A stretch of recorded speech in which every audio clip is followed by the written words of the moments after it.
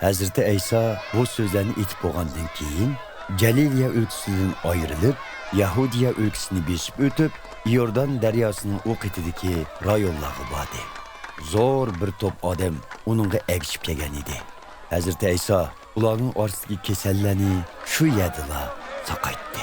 Hazreti İsa'ning yeniga kelgan ba'zi parisiylar uningga tuzaq qurish maqsadida uningdan bir odamning har qanday bir sabab bilan ayolni taloq qilishi Tavrat qonuniga uyg'unmi deb so'radi. Hazreti İsa mundaq javob qaytardi. Tavratni o'qimadinglarmi? Yaratquchi burunla insonlarning bir gavda bo'lishi uchun ularni er va ayol qilib yaratdi.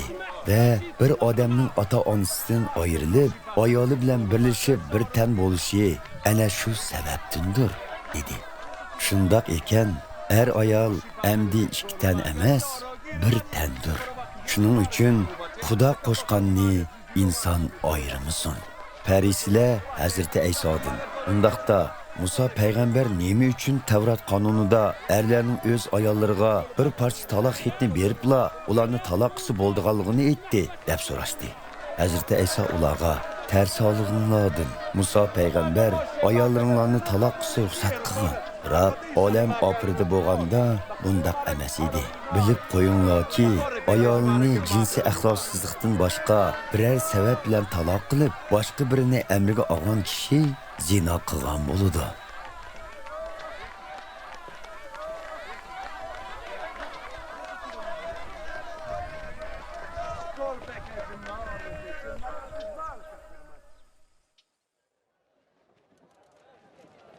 Shogirdlar Hazreti İsa'ga agar er bilan ayol o'tirishga munosabat shundoq bo'lsa, undaqda o'ylanmaslik yaxshi ekan, dedi. Hazreti İsa ularga bu deganlikni hamma odam emas, faqat Xudo nisib qilganlarla qabul qila oladi. O'ylanmaydigan kishilar xilma-xildir.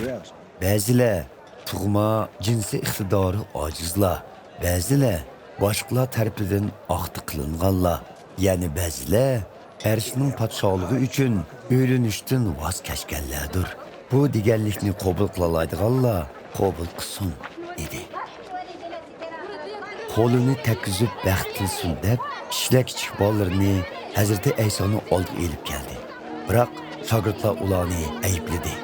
Hazreti İsa bolalar oldinga kelsin, ularni to'smanglar, chunki erishning podshohligiga kirdiganlar dal mushularga o'xshashlardir, dedi.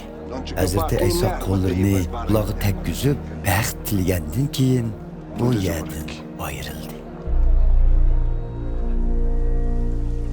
Bir kuni bir yigit Hazreti İsa'ning oldiga kelib, "Ustoz, men qanday yaxshi ishlarni qilsam, mangulik hayotga erishiman?"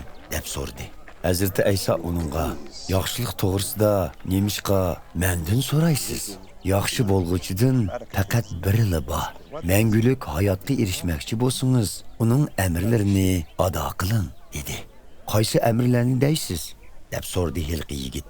Hazreti İsa mundaq dedi: "Qotillik qilma, zina qilma, o'g'rilik qilma, yolg'on guvohlik berma, ota-onangga hurmat qil va qo'shningni o'zingni so'ygandek so'y." Bularning hammasiga amal qilib kelyapman. Bulardan boshqa yana nimalarni qilishim kerak deb so'radi yigit. Hazrati İsa uningga: "Agar kam kuchsiz bo'lishni xohlasangiz, berib barliq mol-mulkingizni setib, pulini kambag'allarga bering. Shunda qilsangiz, erishda g'aziningiz bo'ladi. Ondan kelib menga ergishing", dedi. Bu so'zni anglagan yigit qayg'u ichida u yerdan ketib qoldi. Chunki uning mol dunyosi nihoyat ko'p edi. Hazrati İsa shogirdlariga: "Bilib qo'yinglarki, boylarning erishning podshohligiga kirishi tez. Yana shuni aytayki, ularning Xudoning podshohligiga kirishi to'gining yengni to'shigidan o'tishidanmi tez", dedi. Buni anglagan shogirdlar bakmu hayron bo'lishib, "Bundaqda kim qutqizishga erishalaydi?" deb so'rashdi. Hazreti İsa ularga qarab, "Bu insonlarning qo'lidan kelmaydi. lekin Xudo hammaga qodirdir dedi. Bunun bilan Petrus uningdan: "Mana biz hammani tashlab sizga agashdik. Biz bundan nimaga erishimiz?" deb so'radi. Hazreti İsa ularga mundaq dedi: "Bilib qo'yinglarki, yangi dunyo yetib kelib, inson o'g'li shonliq taxtida o'tirganida, sizlar menga agashganlar 12 taxtda o'tirib, İsroillarning 12 qabilasiga hukmronlik qilasizlar. Meni deb uylari, qarindoshlari, ota-onasi, bolajoqlari yoki yer zaminlaridan voz kechganlarning hammasi yo'qotqanlardan 100 assa ortiqroqqa erishib, mangulik hayotdan bahramon bo'ladi. Lekin shu chog'da nurg'un oldingi qatordagilar oxirqilar bo'ladi. Nurg'un oxirqilar oldingi qatorga chiqadi."